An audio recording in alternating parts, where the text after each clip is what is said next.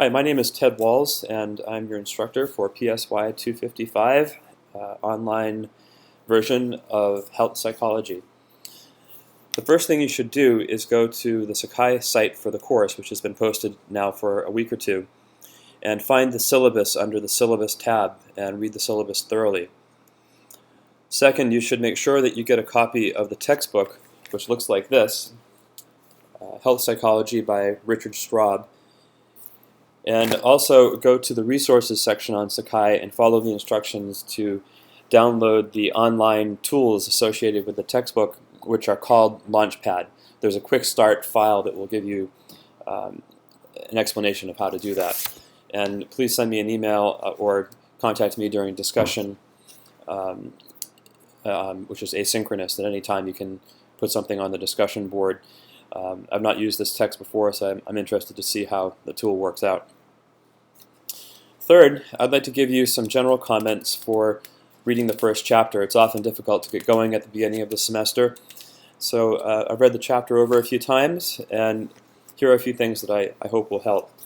So first of all, the chapter starts off with a story about Carolyn Flynn, the author's grandmother.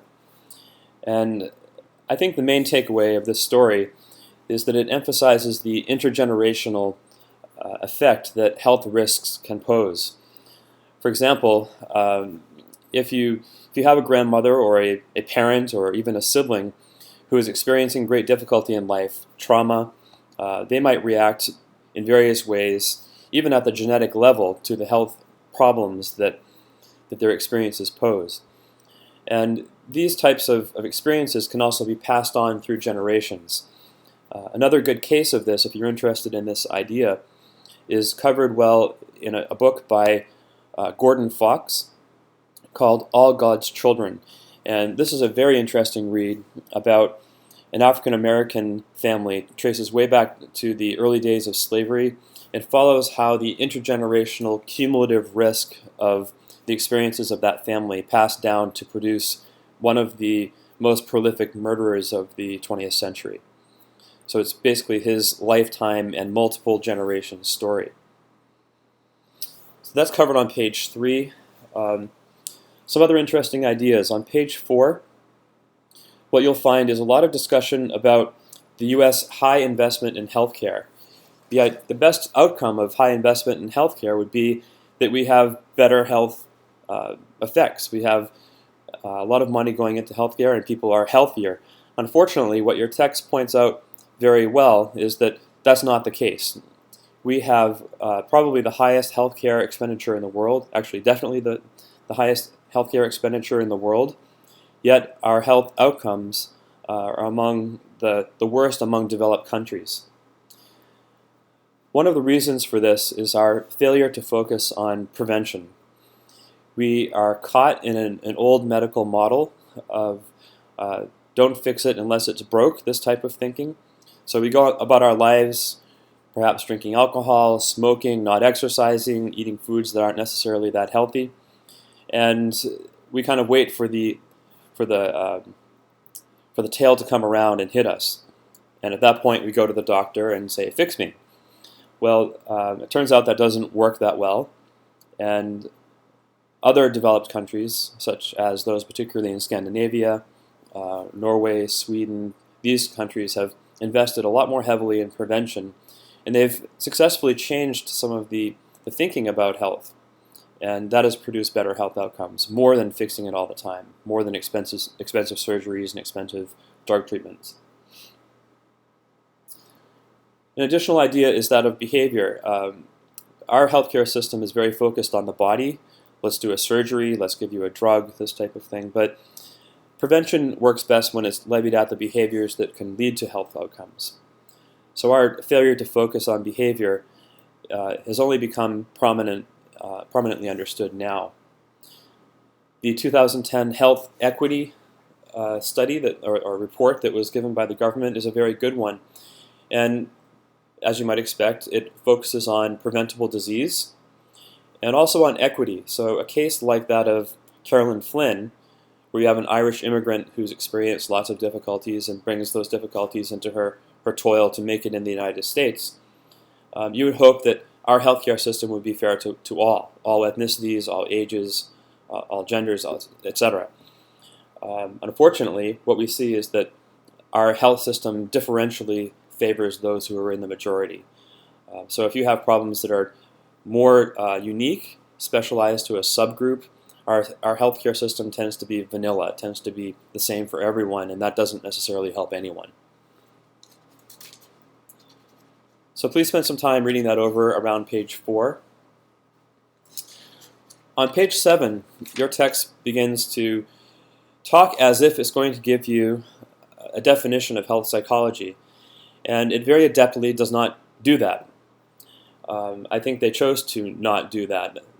When you define something as broad as a field as health psychology, you run the risk of giving a definition that someone could criticize. So what they do instead is later in the chapter, on page 16 and page 34, they go over several goals of the field of health psychology. And those are very nice goals. I have no criticism of those. I accept them. I think they're as good as any. I do think it's important, though, especially when you're beginning to think about a new topic, to have something to hold on to, some kind of a definition. So I wrote my own, and I am not worried about being criticized for it. So I would say the definition of health psychology is the scientific study of behavioral, mental, and cognitive health, resulting in better health care and quality of life. So that's very consistent with the biopsychosocial model that's covered in your text. So you can just jot that definition down. I hope it will help you a little bit. But in the end, it's more about understanding, as the authors understand, the goals and the activities of the field of health psychology that will help us. Moving along, page 8. Your text covers the idea of the humors, the 4 humors, as an early idea of medicine in ancient Greece. And I just wanted to point out that ancient Greece, around the time of 100 years before Christ, 100 BC, was not the first time this idea of the humors appeared. It appeared in many areas of Mesopotamia, in ancient Syria, ancient Egypt, as early as 2000 BC. So it's a little bit of a historical mistake there. This idea of the 4 humors persisted for an awful long time until more modern theories of biology and medicine arose. In particular, note on page 9 the increased emphasis on hygiene. Gradually, humans began to understand that they were becoming sick by exposure to things. Being in a situation where there were other sick people, where there was water that had been sitting for a long time, where there were meats and other things rotting, people began to gradually understand that illness would occur more frequently around those types of settings. And unfortunately, it took a long time for the stricter parts of many societies to accept this, even though their observations were in tune with it. And many of their behaviors were in tune with it. People would naturally avoid those types of situations, but they would attribute it to, if you go there, maybe witches or devils or these types of things would be more likely to affect you. They didn't understand that it was things like germs, bacteria that they didn't have any idea of yet that was coming from those things. They just knew that those were evil places, so to speak. So, unfortunately, even as recently as 1882, the time that Henrik Ibsen wrote, the Norwegian playwright, wrote a famous play called The Enemy of the People, in which Victorian morals prevailed for a long time over the idea that a bath could have bacteria in it, and that could be causing an epidemic of the people. So that wasn't long ago. Only 150 years ago, people were placing morality, sort of superstitious types of ideas based in thought and feeling, rather than in science. And unfortunately, these ideas persist in many cultures and many societies today, where some type of moralistic point of view on why people get sick and how they should be healed prevails over the science which we have underway. Our science is young for medicine, but it still is progressing at a rate that is much faster than these old ideas. So hopefully in the next century, what we'll see is worldwide acceptance of science as a way of handling health, rather than religions and spirituality and moralistic thinking through laws and other societal rules. Those things, although they're needed for many parts of society to function, they're not all that helpful when it comes to health. A key reason for that is the idea of paradigms. This is a word that's not used in your text. So a paradigm is something that influences the way that people think about something. So the key paradigm prior to Pasteur was kind of a folk understanding of health. But when Pasteur came along, what he did was begin the possibility of germ theory, right, or a cellular theory for understanding how health can be affected. The idea that something that we cannot see, something microscopic, could actually be the agent that's making us sick rather than something spiritual. So this was a key change in the way we thought about health. So spend some good time looking at pages 10 through 12 and looking at the key events that changed our thinking from more folk orientations of health to more rationalistic conceptions, be it germ theory, cellular theory, genetic theory, and so on. There was a key shift beginning in the early 20th century from a mixture of folk theory and beginning indications of some other physical source of health problems to more prevalent understanding that rational thinking, observation, science, that these types of things were needed for understanding health.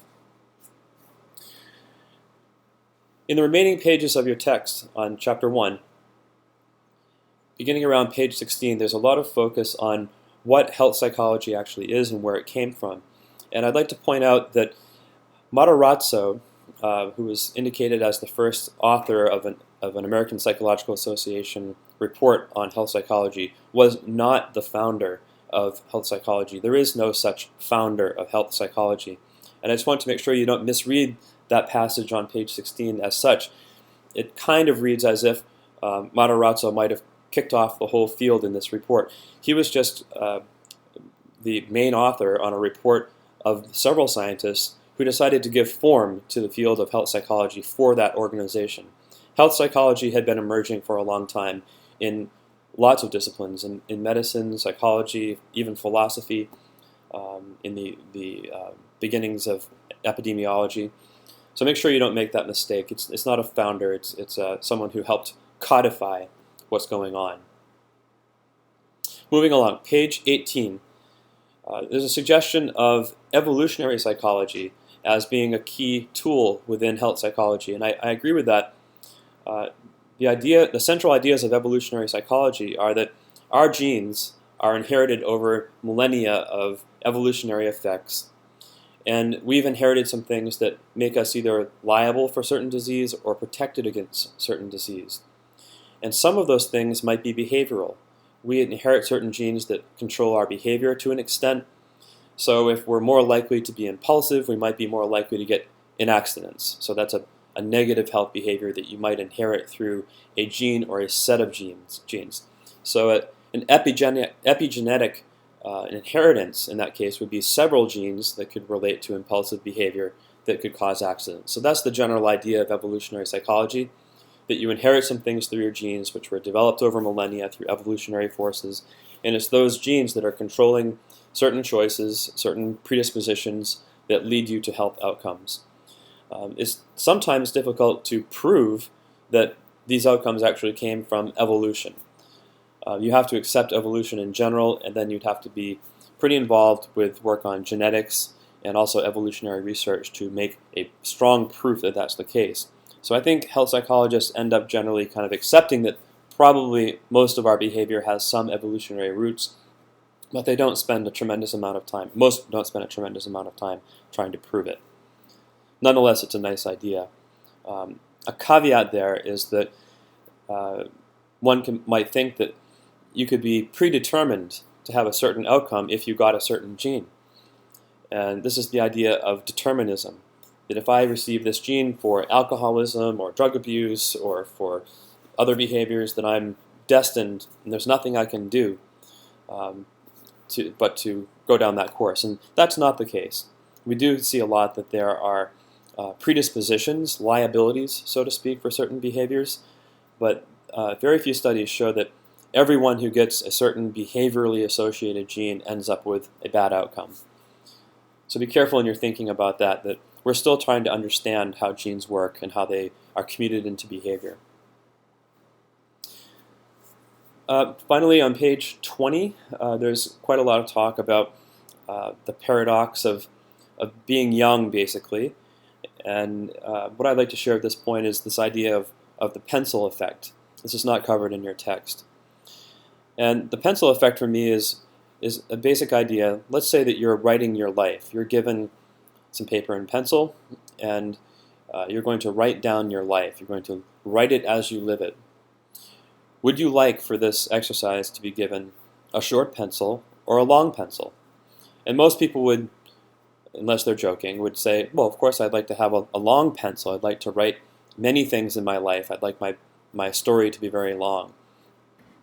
Unfortunately, in youth, we tend to look at the length of that pencil and think it's very long. We'll never write to the end of it. And our choices younger in life tend to be more about the short pencil. We tend to have a more throwaway attitude toward health. And it's this paradox of the young versus the old that is often central in prevention. That if you accept that you want your pencil to be long, you want to be able to write a long life with your pencil, then you should appreciate your behavior early on and behave in a way that would be conducive to better health outcomes. But unfortunately, the foolhardiness of youth often leaves us with ideas, thinking, and behavior that's more like a short pencil orientation. And only when you've usurped some of your pencil later in life do you start to realize that maybe your choices earlier on might have been better. So these are the central ideas of prevention. So spend some time thinking about that. Certainly as young people, for the most part, taking this course, this is a key idea that you should contemplate for yourselves as well as for the idea of prevention in the course. Page 21 offers a subjective well-being test, a little survey. And one exercise that you might enjoy is try every evening after your day taking that test and see how you do from day to day after the week is over. Do you vary a lot? Do you have very up days and very low days? Or are all of your days low in a certain week or generally? This idea of subjective well-being is a very crucial contribution of health psychology to health. The idea that maybe your mental health, your well-being, if it's generally so low, that actually might be the cause of your physical health outcomes. Or if you're chronically ill, if you have some chronically ill physical ailment, that might be causing your subjective well-being to be low. So the idea of directionality, which way is it going? Is my bad physical health causing my psychological health to be low? Or is something about my psychological well-being due to something in my genes or my organism or my environment, my family, my friends, my network? What is it in my world that's causing my mental health to be poor? Is that causing physical outcomes, or is it a simple physical outcome like a disease or even a virus causing your subjective well-being to be low? So that easily relates to this biopsychosocial model, which I'm sure you've seen in other courses in psychology. And the rest of your text spends a lot of time talking about careers in health psychology, all of which chalks up to basically if you want to do this at a somewhat higher level, you need to go to graduate school. And graduate school, the text favors clinical psychology, I think probably because Straub is most likely a clinical psychologist, but that's not the only path to become a health psychologist. That would be a practicing clinician providing care in the realm of health psychology, but there are many other ways to be involved in health psychology, such as in policy activities at a state level or a local level, research, such as the kind of work that I'm involved in. I'm not a clinical psychologist. I don't do hands-on care. I do research studies. So that's your summary of Chapter 1 and your quick introduction to the class. I'll close by saying a few words about myself. I'm a developmental psychologist by training. Most of my career I've spent working on quantitative problems within many areas of health psychology. So I'm broadly knowledgeable about health psychology research and practice through my role as a methodologist. Most actively in the last decade, I've worked on smoking, trying to understand very detailed parts of the smoking behavior, how you bring the cigarette to your mouth, how long you hold it there, how deeply you inhale, how that relates to the level of people's addiction, and how it relates to the ways in which people might be able to be helped in quitting. I've also worked on several topics within alcohol research. Sorry, the screen just flipped out on me for a second there. Working on how college students might be assisted in reducing their alcohol intake. Recently I've been interested in some fetal position types of topics. I've also been interested in immigration. So I have a very broad set of interests that tends to trail my interest in statistical modeling. But I'm very excited about teaching this course because it's a nice way to put together these ideas and share them with you, hopefully to your benefit. I enjoy hats. I wear lots of different hats, especially I'm at home right now and giving this lecture at home. It's cold in here, so you'll probably see me wear hats from time to time. I'm also losing hair, so it means I don't have to comb what little hair I have left. And hopefully you'll enjoy the hats as well as these lectures.